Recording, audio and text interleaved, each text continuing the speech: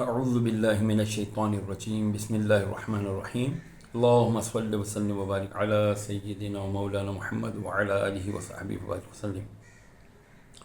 Viewers and listeners, Karbala کا واقعہ ہمیں بہت کچھ سکھانے کے لیے کافی ہے۔ حق اور باطل کسے کہتے ہیں، حسینیت کسے کہتے ہیں، یزیدیت کسے کہتے ہیں، یہ سمجھنے کے لیے میرا خیال ہے واقعہ کربلا بہت کافی ہے۔ بدقسمتی سے حسینیت کا نام لینے والے ہم مسلمان، حسین کو اپنا پیشوا اور اپنا لیڈر ماننے والے، حق کی پہچان کہنے والے، بدقسمتی سے آج خود حق پر قائم رہنے کے لیے تیار نہیں، کیونکہ حق پر قائم رہنے کے لیے آپ کو پتہ ہے قربانی کی ضرورت ہے۔ قربانی جان، مال، عزت، آبرو، املاک، بہت ساری چیزوں کی دینی پڑتی ہے۔ میں صرف آج ایک بات کروں گا کہ 9 محرم الحرام ہے، اور 9 محرم الحرام کو جب نقارے پیٹے گئے اور کہا گیا کہ ہمیں آج حسین سے یا تو یزید کے ہاتھ پر بیعت کروانی ہے، اس سے بیعت لینی ہے، یا پھر ان کا سر قلم کرنا ہے۔ نقارے بجے، سیدہ کائنات سیدہ زینب رضی اللہ تعالی عنہ آئیں، کہتی ہیں حسین یہ نقارے سن رہے ہو؟ ارشاد فرمایا ہاں سن رہا ہوں۔ خیر اتنے میں لوگ قریب آئے تو آپ نے ان کے پاس کچھ لوگوں کو بھیجا اور فرمایا ہمیں آج کی رات مہلت دو، ہم سوچ کے بتاتے ہیں۔ اب یہ آج کی رات مہلت لینا یعنی شب عاشور جو ہے وہ بڑی اہم رات ہے، 10ویں شب۔ میں اس کی بات اس لیے ابھی کرنا چاہوں گا کہ شاید ہمیں عقل آ جائے۔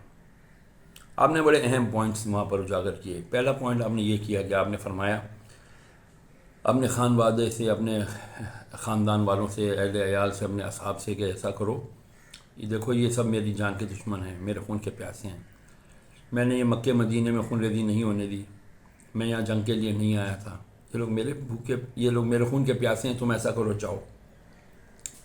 لیکن انہوں نے کہا کہ ہم نہیں جاتے۔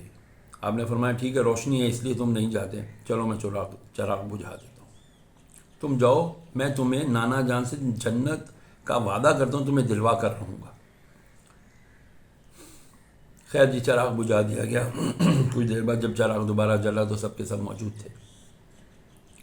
کسی نے کہا کہ اے حسین کیا آپ نے ہمیں یہ سمجھ لیا کہ ہم موسیٰ علیہ السلام کے حواریوں کی طرح ہوں گے، کہ ہمیں اپنی جان کی فکر ہوگی، اپنے اسباب، اموال، گھر، اہل و عیال کی فکر ہوگی؟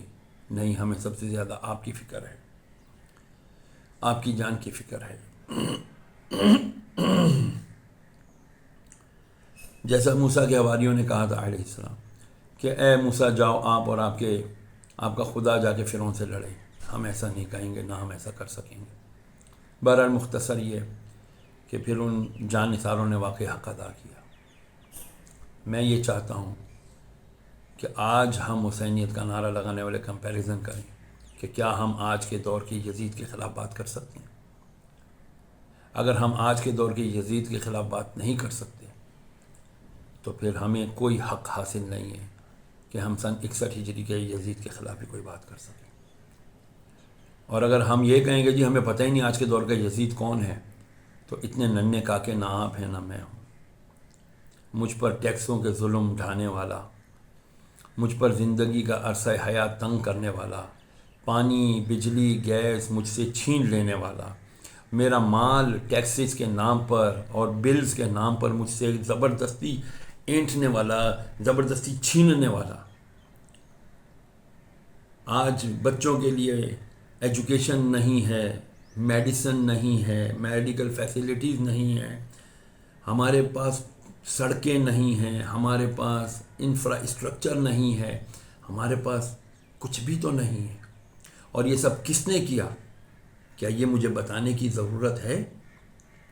کیا آپ چاہیں گے کہ میں اپنی زبان سے وہ الفاظ ادا کروں کہ جی کون یہ سارے قضیے کا، اس سارے جو بھی ہمارے ساتھ ظلم و ستم ہو رہا ہے وہ کون ہے؟ کیا ہمیں نہیں پتہ؟ جو ہمیں نعرے لگواتے ہیں، اپنے پیچھے چلواتے ہیں، او لوگوں تم صبح اٹھو گے تو تمہارا بجلی کا بل نہیں ہوگا، ہم ادا کر دیں گے، اتنے 100 یونٹ ہم فری کر دیں گے. وہ ہمیں کیا فری کریں گے؟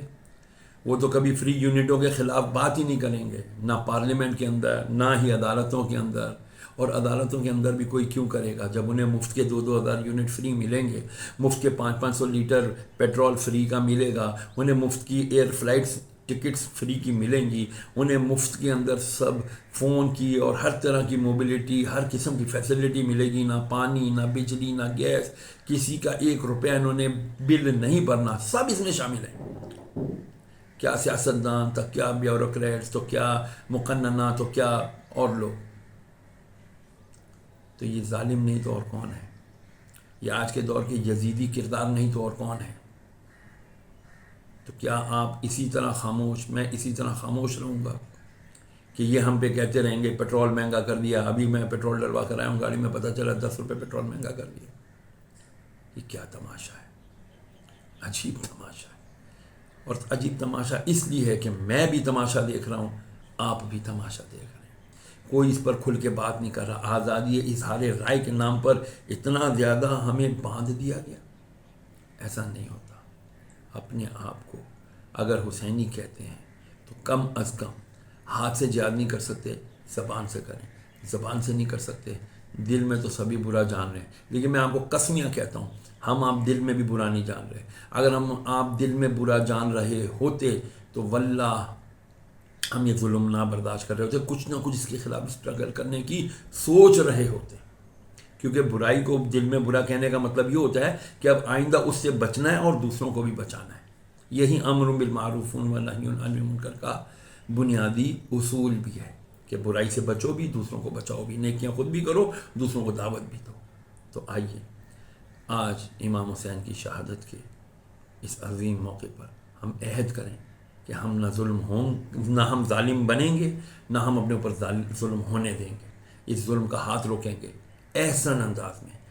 ان کو قائل کریں گے کہ بھائی یہ آپ نے اپنی عیاشیوں کے لیے جو ہم پر اتنے زیادہ ٹیکسز لگائیں، خدا کے لیے ٹیکسز واپس کریں. آپ اور ہم سب ایک نکاتی ایجنڈے پر آ جائیں. ٹیکسز واپس کرو. یہ جو ٹیکسز لگائیں نا، ٹیکسی سے گیس مہنگی، ٹیکسی سے پیٹرول مہنگا، ٹیکسی سے بجلی مہنگی، ٹیکسی سے سبزی مہنگی، ٹیکسی سے پورا انفراسٹرکچر، پوری دنیا، پاکستان کی ہر چیز مہنگی ہو گئی ہے. اور یہ ٹیکسز کہاں جاتے ہیں ہمیں نہیں پتہ، ہمیں نہیں پتہ.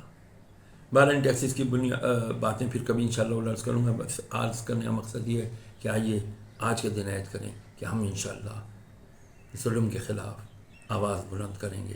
امام حسین کے ماننے والے اور حسینیت کا دعویٰ کرنے والے آج حسینیت کا حق ادا کرنے اور حسینی کردار ادا کرنے کے لیے انشاءاللہ عہد کرتے ہیں. اللہ تعالی ہمیں اپنے اس عہد پر قائم و دائم فرمائے اور ظلم کے خلاف آواز اٹھانے کی توفیق عطا فرمائے. آمین. والسلام علیکم. السلام علیکم ورحمۃ اللہ.